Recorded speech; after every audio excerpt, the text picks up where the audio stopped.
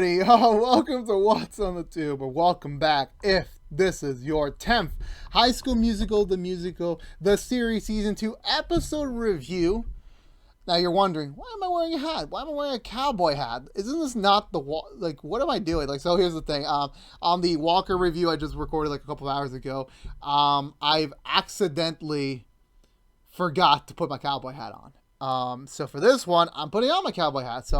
And also my hair's a mess, and I don't feel like combing my hair right now. So, this week on HSM TMTS, we're back to normal. No more social distancing, no more weird video calling, separate storylines.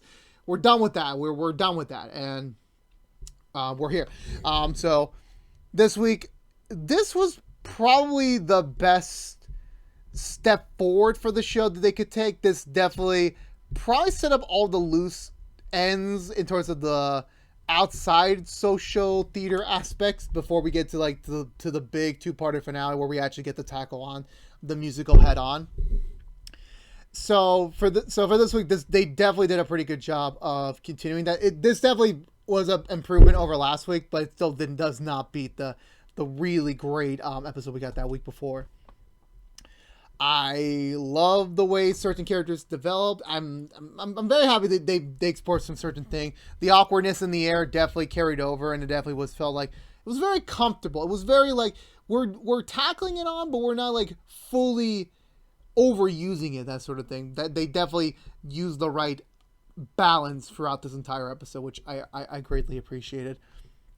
I don't believe we're gonna get much to see because in this week, because we have 2 episodes left. That's only an hour left. I don't know how much they're gonna squeeze out more of this, but we'll see. Well, let's go for the Butcher recap first and talk about this week's episode of the show. So we begin. Spring break is over. Everyone's back to work. We're on the home stretch. The musical is in a few weeks. We need to be on our A game.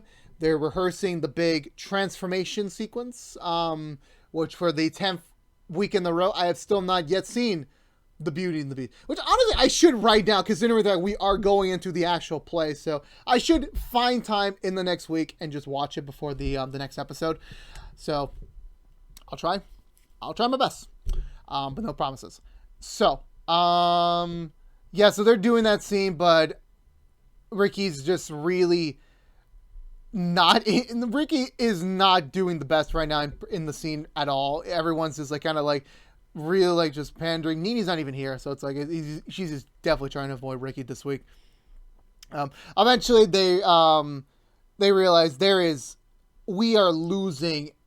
We're probably gonna lose this because they just got word that Miss Jen calls it a long 5. She discovered recently that apparently because of Zach's Broadway connections that he got the original tech plans for the Broadway version of Beauty and the Beast. So if they have that at their disposal, they're gonna be able to win this, because apparently the Mankeys are scored on individual rankings. So if they get technical, they're gonna win this whole thing by a long shot. So they are obviously screwed there. And right now Miss Janice is preparing themselves we're gonna knock the play out, but we're probably gonna lose the whole main case. And she's just really does not want them to be disappointed. And they're trying to find a way, how do we lessen the blow? How do we do that? Meanwhile, for everyone else, they're just trying to we're just catching up on things. There's a new rift between Carlos and Seb. Ricky's just still feeling now that he's back home, he's really feeling the separation of once again being broken up with Nini. Ashley's trying to help, but it's just Ashley's just caught in the middle here. Everyone's caught in the middle here. It's just both of them are their friends, and it's now not everyone's known about their breakup yet. I don't think it's fully public just quite yet, but it's still very awkward to talk about at this margin.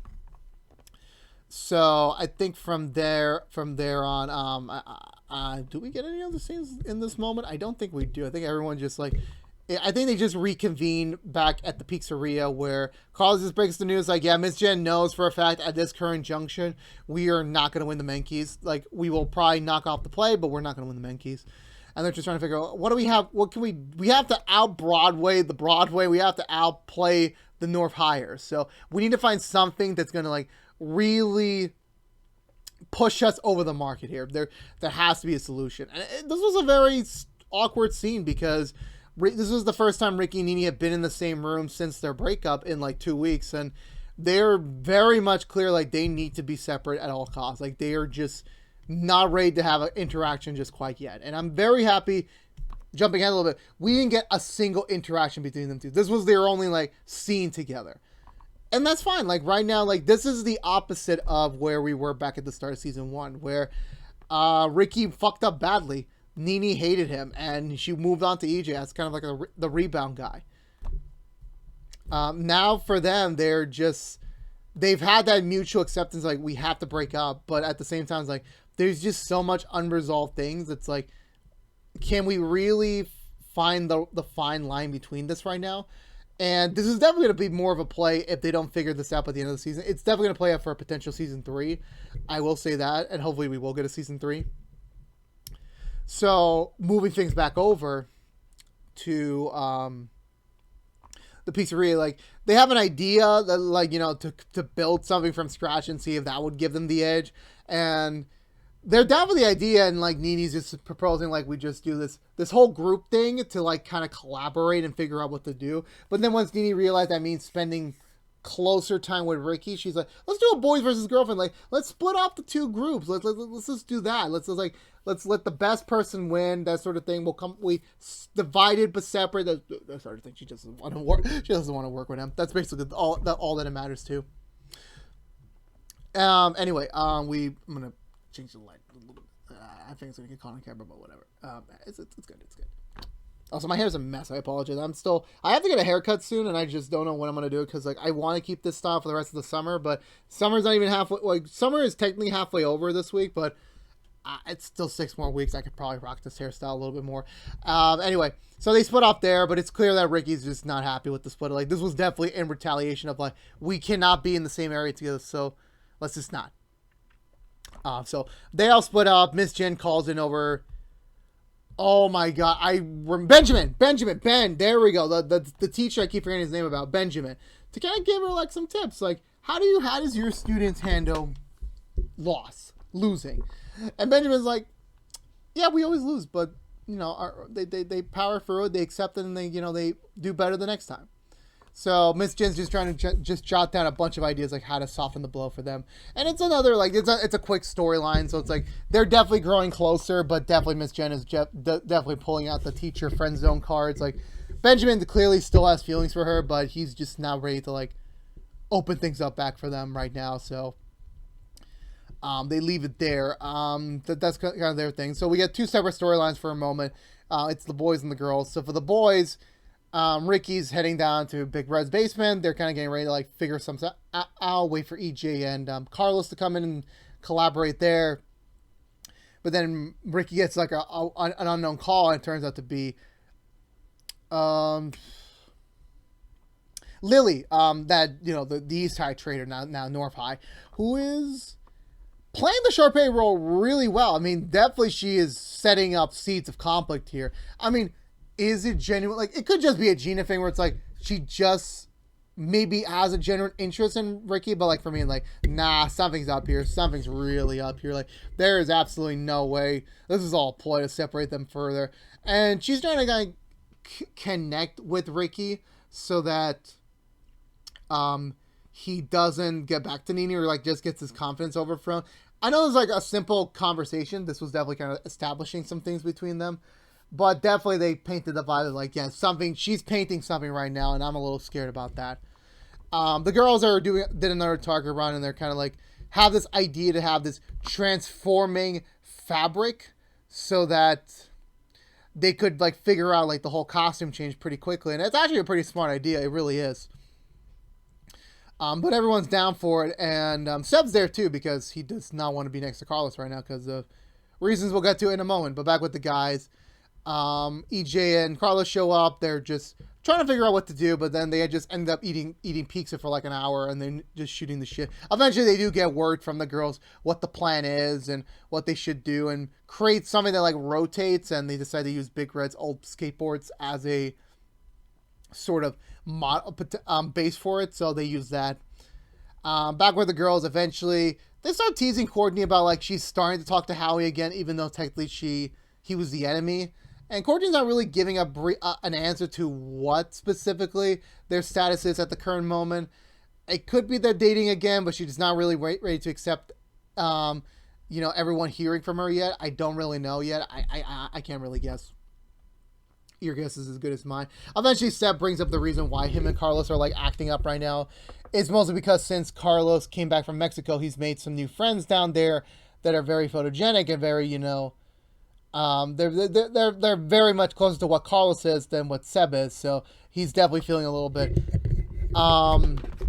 He wants to feel happy for Carlos because he is expanding his friendship circle beyond the Wildcats, but it's also like, he's just not ready to accept that quite yet, so he's struggling with that. And also, the girls also briefly, Gina eventually brings up her supposed thing with EJ now, which has been on and off now.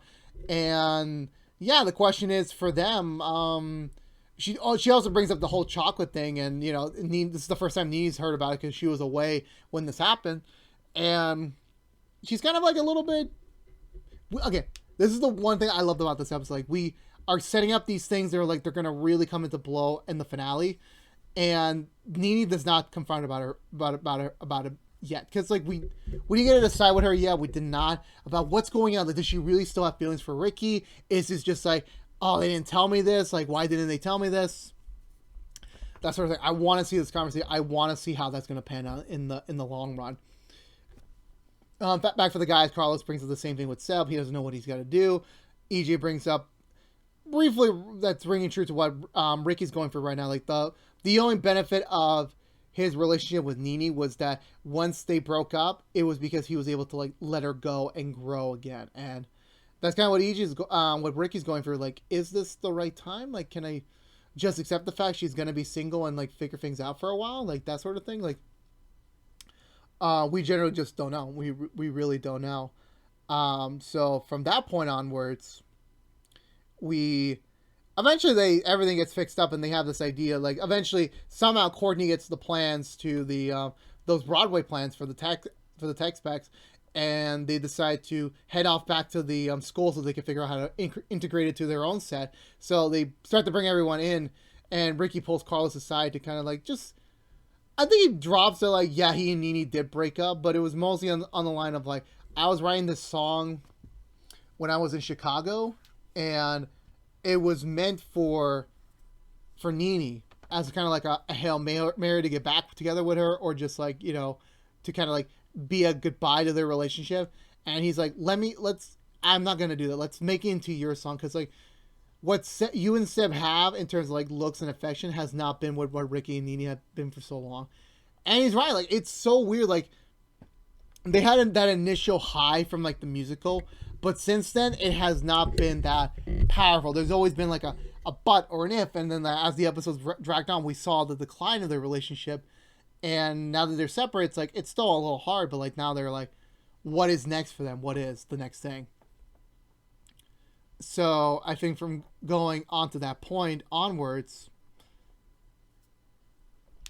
they decide to rewrite the song for Carlos to sing to Seb, but everyone else heads back to the school. There's a brief joke where like Big Red tries to open the door, but he doesn't know which key works, and then one of the girl from like the trailers and she's also in this episode, opens the door for them, and they manage to get in, and they start like figuring out like, oh, so all the Beast did in the Broadway play was just be up in the air, and then the mask came off. That was basically it.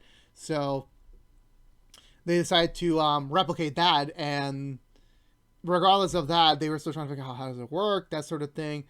And they're trying to come up with something, and I think eventually they just figure out like, why don't we just use the old pulley system we did for Ricky back in High School Musical, and they decided to implement that one. This is also the scene where EJ takes the risk and decides to ask out Gina on a date, and she thankfully says yes to it. We're getting hints that like Nini's clearly not happy with the whole chocolates thing. Well, the mistaken chocolates thing, that's still something that has to be explained about later on. And Ricky performs the song for Carlos and Seb, and they have like a nice somber scene together, and it's like really adorable, and I really like this moment. and then the fact that they fixed it with a song, and Ricky. I'm pretty sure this is Ricky's calling right now, like just to like help his friends out, not really focus on his own problems for now, and then go on from there. So I'm very happy for that. I'm very happy. So coming back through to the play, like they tried the pulley system, and it seems to be working. It works too perfectly. Everyone's just like in a maze, like, we can actually win this. We can actually win this. And I'm just thinking to myself, oh my God, he's going to fall. He's going to fall. And the rope starts breaking. I'm like, yeah, he fell. And in true fashion, we don't get to see what happens. Like, because I immediately felt like, oh, Nini's going to run to his rescue and like that sort of thing. And like, Nini doesn't do anything at this moment. It's like, this is teasing. Like, is she's generally not going to be caring about Ricky anymore? Or like, who knows? Who really knows? And that's where the episode ends. So for me, again, this was definitely a step up from last week's episode, but definitely still not the height we got from that week before. I really liked it that we are progressing the storyline a little bit. I'm pretty sure the EJ and Gina stuff will be saved for later on for season 3. Maybe I don't think they're gonna squeeze that into the musical process. The whole thing with Lily trying to get into Ricky's jacket or something, I don't know what the play is here. There's a play, and I really want to know what it is. And yeah, I mean, I like Miss Jen and Ben are getting close, but like, how much longer are we gonna get that? Who knows? Who really knows? Because hey, the whole Zach thing's probably not gonna work out. So I'm like, Ben's the only choice. He's our only hope. So we'll see how that goes. So yeah, for me, I'm gonna give this episode 2 thumbs up. I really enjoyed it. Let me know in the comments below, what did you think of this week's episode of HSM TMTS. I'm always open to conversation down below. Love talking to people. So let's talk. So I think that's going to do it for me tonight, everyone. So if you're unaware, this has been What's on the Tube from ActionX, reviewing every episode in the second season of High School Musical, the series. If you want to know what we're doing overall, What's on the Tube besides our HSM TMTS reviews, we are doing Walker episode reviews each and every Friday mornings after a brand new episode on Thursday nights on the CW, or free the next day on the CW app. Currently, we're on yet another Walker hiatus. Damn it. But however, this coming week we have another first impressions up for Turner and Hooch. I think they're gonna upload the first 2 episodes or 3. They're uploading the first batch of episodes, I believe. I don't think it's just the first episode. I could be wrong. We're gonna record the premiere. Check that out if you want to see us do a whole Turner and Hooch review series. Come support that one. I can't wait to watch it. Josh Peck is in it. It's a dog. You got SPD Red in the cast. I'm excited. I'm excited for the show. I can't wait to watch it I can't wait to watch it. It's gonna be fun. That'll be next week on the show.